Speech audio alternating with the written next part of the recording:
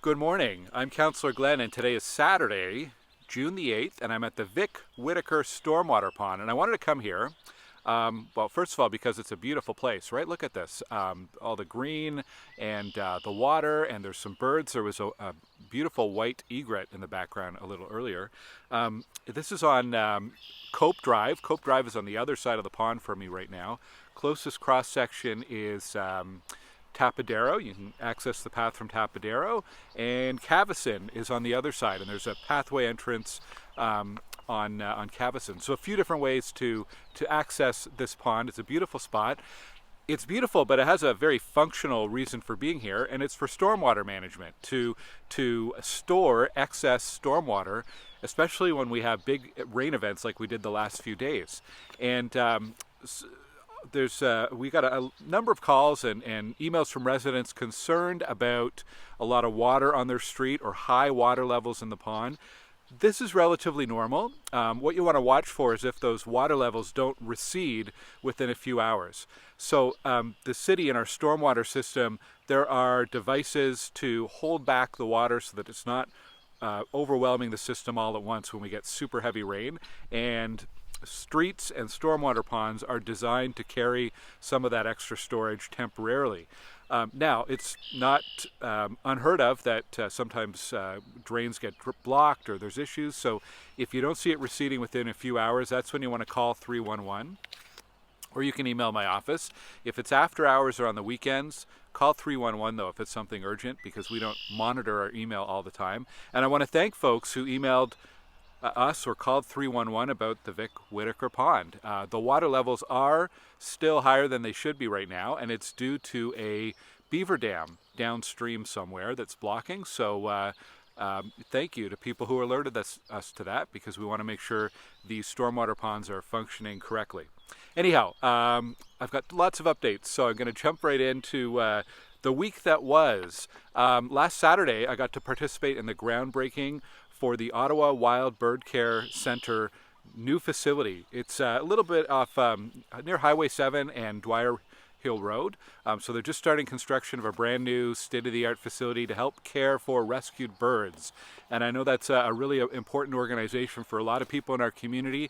They are still fundraising for the new facility. So check out their website if you'd like to make a donation and help support the work that they do. Congratulations to the Stittsville Village Association volunteers for a very successful Art in the Park event last Sunday. It was great to be out there. Lots happening, great vibes, good job. Can't wait for it next year. Crossing Guard Appreciation Day was on Tuesday, and I had the honor of participating and proclaiming Tuesday as Ottawa Crossing Guard Appreciation Day on behalf of the mayor. And we also got to honor three crossing guards who'd been nominated by students and parents and teachers for their outstanding service, including one from Stittsville, Kathy Reardon, who guards at St. Stephen's. So thank you, Kathy, for your work there. We had a great meeting of our diversity committee this week, great conversation and feedback, so thank you to volunteers there. On Thursday, I got to do a really interesting activity, a ride-along with OC Transpo Special Constables. Now, these aren't security guards, they're not fare inspectors, they are keeping people safe at all OC Transpo properties. Now, I kind of thought we'd be spending a lot of time on the train and at stations, but if you think about it, OC Transpo property includes every bus stop, every bus, so it's really all over the city. It's a massive area. So we spent time at a few stations, we spent time walking through Byron Market and Rideau Street, and also at a few stops and locations across the city. And they do everything. They are a little bit security, a little bit policing, a little bit paramedics, a little bit social workers, anything that they need to keep people safe and comfortable at OC Transpo. Really incredible work that they do. So thank you to the entire team at the OC Transpo Special Constables for showing me around. It was a really great perspective to have. On Friday, Goldie Gamari and the Ottawa Catholic School Board had a big announcement. Two new schools getting funding in the Stittsville area. One of them is the new Catholic high school in Stittsville, which will be kind of near the Walmart at Cope and Atlas, so that's good. And then an elementary school. Now the details on the location weren't 100% confirmed, but I think it's going to be the one at Cranesville and Triangle. The Catholic Board has a site reserved there. So anyways, great news. It'll be probably 2 or 3 years before those open, but getting the funding from the province is an important first step. And as I'm sure all of you know, we need more schools here in Stittsville. And then June is Let's Bike Month.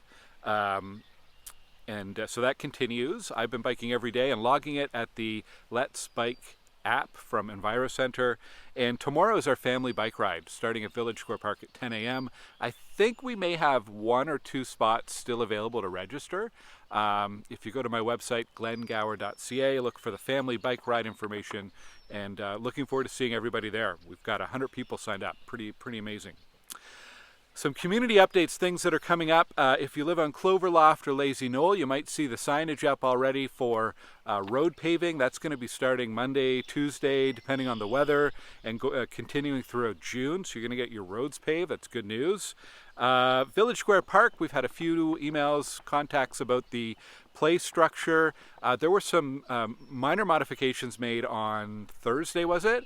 And they had the designer in, and they're looking at some other changes they can make to it as well, just to make it a little more climbable for kids. So some changes coming soon. And Crossway Park, this is over in the Connections neighborhood in the north part of Stittsville. Crossway Park. We are working on getting a play structure built. I'll give you try to make the long story short. That round park area was not intended to have any play elements. It was intended to be an open park, just a gathering area. There was supposed to be, or there still is supposed to be, the Canada West District Park, just a little bit to the east of that site, which was going to have a massive play area. Unfortunately, that project, because it's co-located with a public high school, has been delayed. And what it means is kids in that community don't have a park. So I've found some funding for a new park there. We're getting the design done, which we'll be able to share with residents soon. And I don't think it's realistic to do construction this year. It's going to be likely in 2025 that we do that. But we'll be sharing more information on my website soon. And the Deer Run splash pad over in the west part of Stittsville, it's still offline. They are waiting for a part, and these parts are in short supply chain issues. So coming soon. If you've been following the development application at 121 Brae Street, the latest iteration, they've submitted a new 3rd round of plans. That's on my website. And West Nile virus and Lyme disease, there's an update from Ottawa Public Health on how they are helping to keep the community safe and what you can do to keep yourself safe as well. Information about that at glengower.ca. Okay, upcoming events. There's lots happening in our community, and you want to check out glengower.ca/events for our full listing. I'll give you some highlights. Wednesday this week, the Ottawa Transit Riders are doing a forum for Stittsville transit users at the Stittsville Legion. I will be there for that. On Thursday, we have a meeting with Ottawa Police about community safety and policing. If you have any questions or concerns about Ottawa Police and what they do in our community, you'll want to be at this event. It's on Thursday. You can register on my website. On Saturday, we have our Welcome to Stittsville Multicultural Festival. I'm really looking forward to this. We have about 75 different groups participating, which is pretty amazing. We have music, we have dance, we have fashion, we have food, we have all sorts of things on display, all sorts of things for kids to do. So check that out. It's on Saturday, next Saturday. There's a lot happening next Saturday. There's a really important fundraiser called the Looney Circle for Jack on Helm Circle. Jack is a young kid on that street, and he's got a very rare disease, so the community's coming together to raise some money. They're going to try to place loonies all around Helm Circle, and as a fun way to raise money for a really important cause and a kid who really needs it. Hazeldean Gardens has a car show next Saturday with some vintage cars, so you can check that out. Hazeldean Gardens is at basically Hazeldean near Stittsville, Maine. June 20th is the annual Stittsville Front Porch concert series. This is one of my favorite annual events, so put that on your calendar. And as I said, you can get more events at glengower.ca/events. That's it for me. We're about 10 minutes here. Want to mention, if you have any questions that you'd like me to answer on a future episode, future Saturday morning, put them in the comments here. And it's your questions and feedback that will help shape some of the future episodes or check-ins here every Saturday morning. Thank you for watching. I hope you have a great week. And remember to get on your bike for Let's Bike Month. Take care.